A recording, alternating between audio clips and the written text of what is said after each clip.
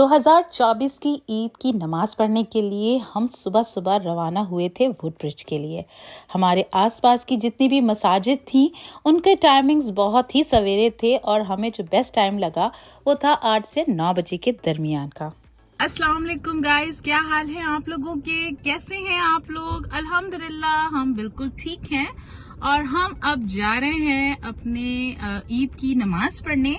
इतनी तेज धूप है, इतने दिनों के बाद जो है हमारा आज जो है वो मजेदार किस्म का मौसम आया है। आज हमें लग रहा है कि समर जो है वो आने वाले हैं और स्प्रिंग ऑल आ गई है और ये जो अपना क्या कहते हैं, अल्लाह भला करे, आपका सर्दी जो है वो किसी हद तक चली गई है।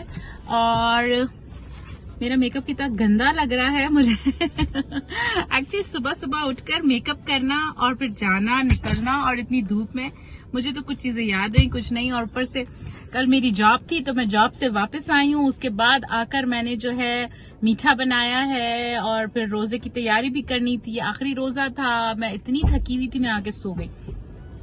उसके बाद मैं उठी हूँ, मैंने थोड़ा सा मीठा बनाया। उसके बाद अफ्तारी थी, अफ्तारी की है हमने। उसके बाद ये काम वो काम, ईद के कपड़े निकालो, वो करो, ये करो, वो करो। इसमें इतना टाइम लग गया कि आप यकीन करें मुझे पता ही नहीं चला कब 12 बज गए। और मुझे ऐसे लग रहा था कि बस अब मैं गिर जाऊंगी, कहीं पर भी गिर जाऊंगी। मैंने अजीम से कहा, मैंने कहा अजीम अब मुझसे कुछ नहीं हो सकता, मैं बस अब जा रही हूँ सोने के लिए।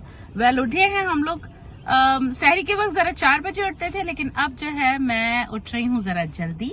4 बजे तो नहीं उठ रहे, आज हम उठे थे 5:30 पौने 6 बजे, लेकिन उसके बावजूद भी हम इतना लेट हो गए हैं।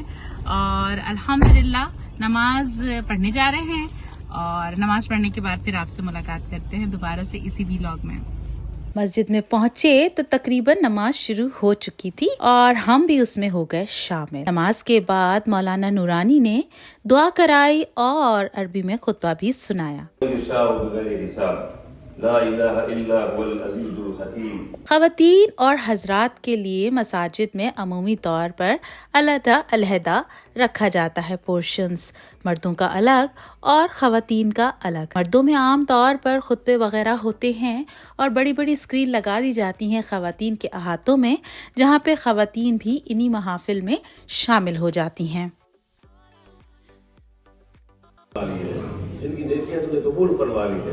और जो मौला की बदकिस्मती से खुतबा खत्म हुआ, दुआ हुई और फिर सब एक दूसरे से ईद मिलने लगे।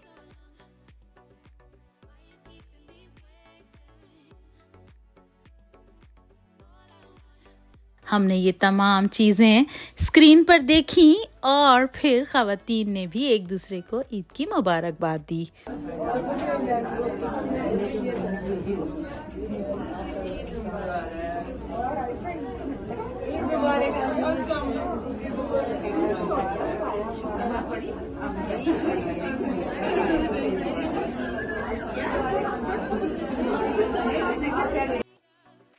आप लोगों को बहुत बहुत ईद मुबारक 2024 की। और इस वक्त हम मौजूद हैं मस्जिद में।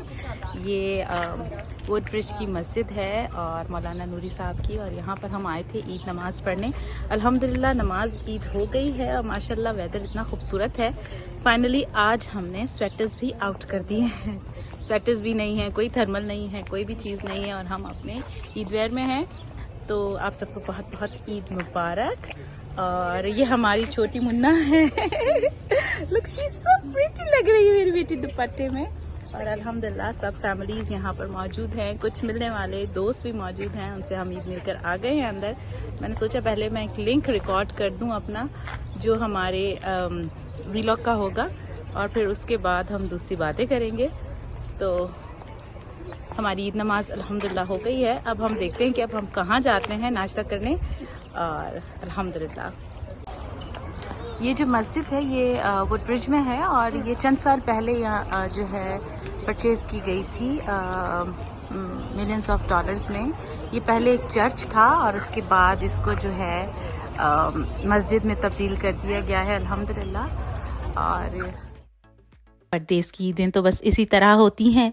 यही कम्युनिटी आपकी दोस्त भी है और आपकी रिश्तेदार भी। और यहाँ पर ईद मनाने का तरीका पाकिस्तान या साउथ एशिया से बहुत मुख्तलिफ है, क्योंकि ईद जो थी वो वर्किंग डेज में थी, लिहाजा बहुत सारे लोगों को यहाँ नमाज पढ़ने के बाद जल्दी जल्दी अपने अपने दफातर और अपने अपने वर्क प्लेसेस पर पहुंचना था। ईद मनाने का अमेरिका में तरीका हर किसी ने अपना अपना अपनाया हुआ है। कोई यहाँ पर गुडी बैग्स तकसीम करता हुआ नजर आता है तो किसी ने अपनी खुशी बलून्स बच्चों में तकसीम करते हुए दिखाई।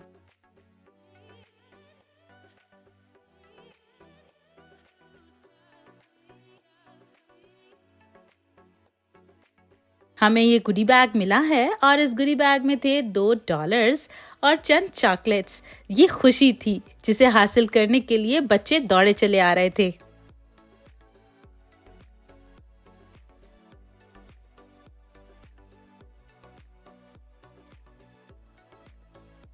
और यकीन जानिए, अपनों से दूरी खास तौर पर ईद और त्योहारों में बहुत ही ज्यादा महसूस होती है।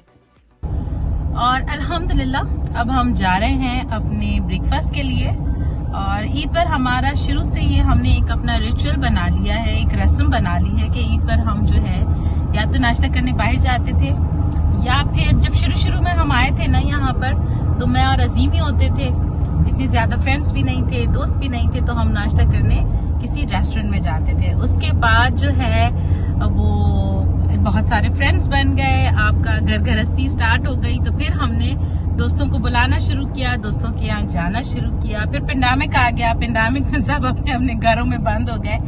और फिर उसके बाद अनफॉर्चुनेट हमारे साथ एक इंसिडेंट हुआ, अजीम बीमार पड़ गए, हमारा थोड़ा सा जो सोशल एक्टिविटीज हैं वो लिमिटेड हो गई।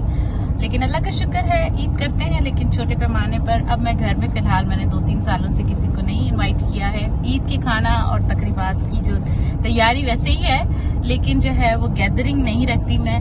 और कुछ फ्रेंड्स हैं उनके साथ भी डिफरेंट हैं। 2-4 फ्रेंड्स जो हैं वो पाकिस्तान चले गए हैं ईद मनाने के लिए। तो इस वक्त जो ईद है वो हमारी ऐसी है कि हमारी अल्हम्दुलिल्लाह अपनी फैमिली है, लेकिन हम ब्रेकफास्ट करने जा रहे हैं इस वक्त। अब यहाँ पे 2 कंफ्यूजन्स चल रहे हैं कि देसी ब्रेकफास्ट किया जाए या फिर अमेरिकन।